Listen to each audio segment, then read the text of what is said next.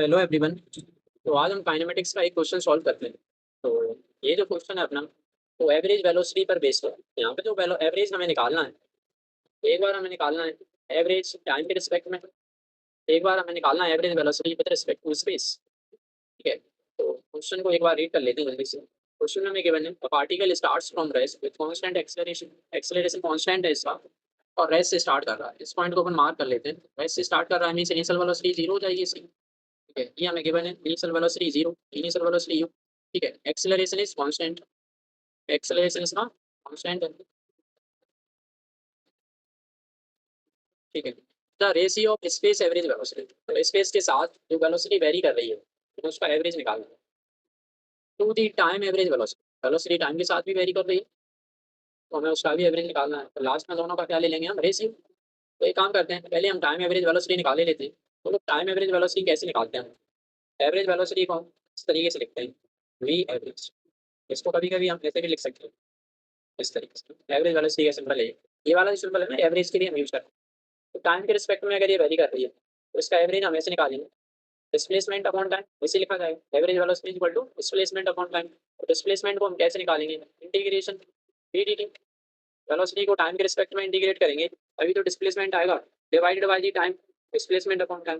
Time के लिए integration D T, ये हो जाएगा सिंपली। ठीक है, अब देखो ये आया कैसे, एक बार जल्दी से एक्सप्लेन करता हूँ। वेलोसिटी को हम लिखते हैं D S by D. Time के रिस्पेक्ट में वेलोसिटी को तो ऐसे लिखा जाएगा, V equal to D S by D T. यहाँ से अगर हमें डी एस निकालना है तो स्मॉल डिस्प्लेसमेंट हो रहा है डी टी टाइम इंटरवल पे, डी एस इक्वल टू आ जाएगा वी डी टी। ऐसे ही अगर हम छोटे छोटे डिस्प्लेसमेंट्स को अगर ऐड कर देंगे तो हमारा टोटल डिस्प्लेसमेंट आ जाएगा, अभी मैंने लिखा है यहाँ पे। ठीक है, अब कांस्टेंट एक्सेलरेशन अगर है तो किसी भी टाइम पे, किसी भी जनरल टाइम पे जो इसकी वेलोसिटी होगी तो क्या आ जाएगी अपनी, ये बराबर you plus A T. Equation of motion direct use कर सकते हैं क्योंकि एक्सेलरेशन कांस्टेंट है। अगर एक्सेलरेशन कांस्टेंट ना होता तो हम ये नहीं लिख पाते। तो हम किसी भी जनरल टाइम पे जो इसकी वेलोसिटी है उसको लिख सकते हैं। देखो इनिशियल वेलोसिटी यू तो जीरो है अपना ना, ये वाला टर्म हो जाएगा जीरो, इसलिए ये क्या आ जाएगा ए इंटू टी आ रहा है। तो वी टी जगह पर हम लिख सकते हैं ए टी, और ये डी टी तो है ही अपना। ठीक है, इंटीग्रेशन डी टी, ये भी आ जाएगा अपना इंटीग्रेशन डी टी। अब मान लेते हैं किसी हम टी टाइम के लिए इसका एवरेज निकालना है, लिमिट लगा देंगे यहाँ पर। टाइम के रिस्पेक्ट में इंटीग्रेट किया जा रहा है तो लिमिट भी टाइम की आएगी जीरो टू की, ये भी सेम जीरो टू।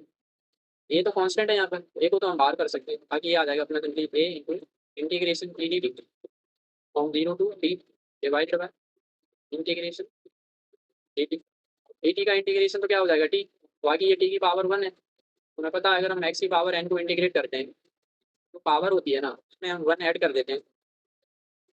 ठीक है, एक्स की power N plus one upon N plus one. अगर लिमिट नहीं दी है तो प्लस कांस्टेंट ऑफ सी लगा देते हैं, इंटीग्रेशनल कांस्टेंट, कांस्टेंट ऑफ इंटीग्रेशन कहते हैं हम इसको। अगर लिमिट दी है तो सी उस समय जीरो हो जाता है, तो लिखने की जरूरत नहीं है। ठीक है, तो इसमें भी टी की पावर वन है, तो मैन जो होगा उसमें हम वन ऐड कर देंगे ना, तो वन प्लस वन टू हो जाएगा, तो टी स्क्वायर वाई टू। ठीक है, तो अपना ये कुछ इस तरीके से आ जाएगा, average speed is equal to A into T का इंटीग्रेशन हो जाएगा टी स्क्वायर बाई टू। ठीक है, ये टी स्क्वायर बाई टू आ गया डिवाइडेड बाय डी टी का इंटीग्रेशन टी हो जाएगा, लिमिट लगा देंगे तो कैपिटल टी बचेगा, केवल upper limit minus lower limit, ये अपना बचेगा ए टी बाई टू। ठीक है, half of the A T, ये अपनी एवरेज वेलोसिटी आ चुकी है टाइम के रिस्पेक्ट में। और नेक्स्ट अपना बच रहा है स्पेस के रिस्पेक्ट में कैसे निकालें। ठीक है, वो हम समझते हैं थोड़ा सा। ठीक है, तो उसके लिए पहले मैं आपको एक चीज़ बता देता हूँ। देखो कोई भी फंक्शन हमें दिया होगा, एवरेज तो वो किसी के भी रिस्पेक्ट में हमसे पूछ सकता है। जैसे पावर होती है अपनी, हम आगे पढ़ते हैं ना करंट इलेक्ट्रिसिटी में, तो पावर हमसे पूछता है एवरेज पावर बताओ, टाइम के रिस्पेक्ट में क्या है एवरेज पावर, क्या हो सकता है कभी पूछ ले करंट के रिस्पेक्ट में क्या है। ठीक है, किसी के भी रिस्पेक्ट में पूछा जा सकता है।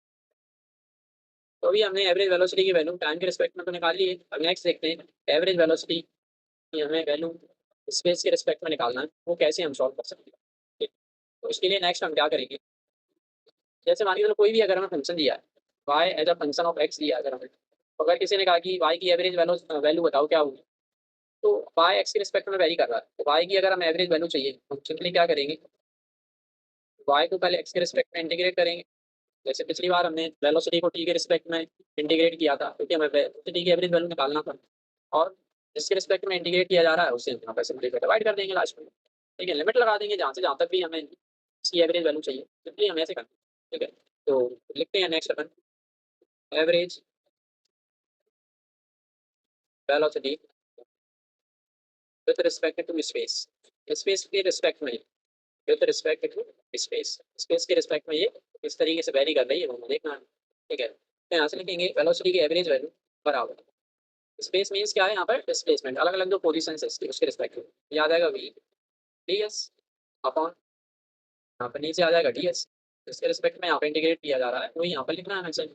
ठीक है, अब डी एस को हम क्या लिख सकते हैं, डी एस को हम लिख सकते हैं वी डी टी। ठीक है, तो इसको रखते हैं यहाँ, तो ये बन जाएगा अपना वी तो पहले से लिखा था एक वी डी टी और आ जाएगा, वी स्क्वायर डी टी बन गए डिवाइडेड बाय, ये भी आ जाएगा सेम वी डी टी। ठीक है, और वी की जगह पे तो हम ए टी लिख सकते हैं जैसे कि मैंने ऊपर एक्सप्लेन किया था, तो इसको अगर हम यहाँ पे सब्स्टिट्यूट करते हैं हमारा यहाँ से आ जाएगा, ये बनेगा V square D T upon V D. अब वी की वैल्यू रख दो, वी की वैल्यू हम रखेंगे अगर यहाँ पे, तो ये मिल जाएगा हमें ए टी का स्क्वायर।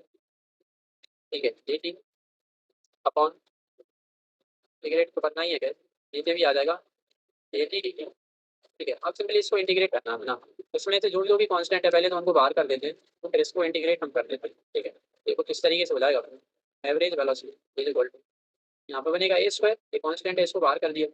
ठीक है, ऊपर क्या बचेगा केवल टी स्क्वायर डी, इंटीग्रेशन की लिमिट आ जाएगी जीरो से कैपिटल टी, सेम टाइम तक हमें एवरेज निकालना है ना उसमें। ठीक है, डिवाइडेड बाय ए को यहाँ से बाहर ले लेंगे, यहाँ पे बचेगा T D T from zero to P, याद है एक कट जाएगा, यहाँ पे बचेगा केवल ए, टी स्क्वायर का इंटीग्रेशन हो जाएगा टी क्यूब बाई थ्री।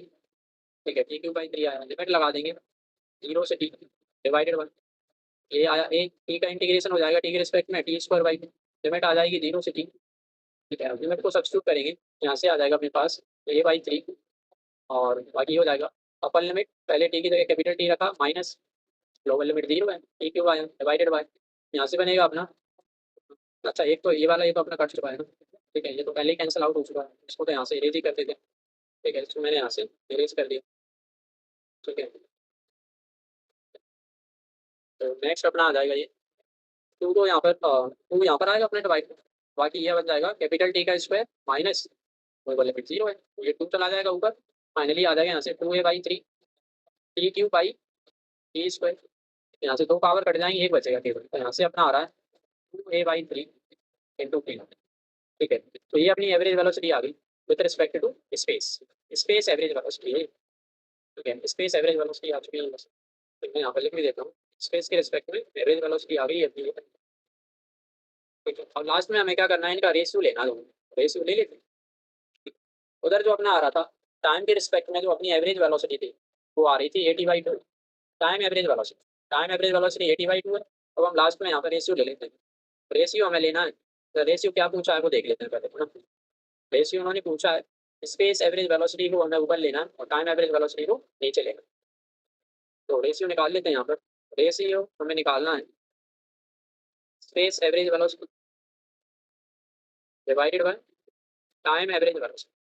ठीक है, टाइम एवरेज वेलोसिटी, तो स्पेस एवरेज वेलोसिटी तो अभी निकाली हमने two A by three into capital divided by space time average velocity जो आई थी वो एटी बाई टू है। ठीक है, तो यहाँ से हम अगर इसको सिंप्लीफाई करते हैं, ठीक है, तो एटी एटी तो कट जाएगा, ऊपर से बचेगा टू बाई थ्री, और ये वन बाई टू है, ये टू ऊपर जाएगा, फाइनली हो जाएगा फोर बाई थ्री। इस तरीके से अपना ये सॉल्व हो जाएगा, इसका जो रेशियो आ रहा है वो फोर इस टू थ्री आ रहा है। ठीक है, सारी चीज़ें मेरे हिसाब से समझ आ गई होंगी। ठीक है, मैंने एक एक चीज़ को एक्सप्लेन किया, बाकी इसमें इतना टाइम नहीं लगेगा, तो मैंने एक एक स्टेप्स बताए इंटीग्रेशन वगैरह सब कुछ बताया, इस वजह से थोड़ा सा टाइम लग गया, बाकी सिंपल ही क्वेश्चन है, पेपर अच्छा है। जनरली हम लोग वैल्यू निकालते हैं एवरेज, अभी तक ज़्यादातर केस में टाइम के रिस्पेक्ट में एवरेज हम निकालते हैं, पर यहाँ पे स्पेस के रिस्पेक्ट में पूछा, इस वजह से ये क्वेश्चन थोड़ा सा अलग अपना हो जाता है। ठीक है, अगर आपको कुछ डाउट है तो आप पूछ सकते हो। ठीक है, अभी तो अपना कौन सा आंसर इसका मैच कर रहा है, ये आया है जो अपना फोर बाई थ्री आया। ठीक है, फोर बाई थ्री अपना आंसर आ रहा है यहाँ पर, थर्ड ऑप्शन इसका फोर बाई थ्री।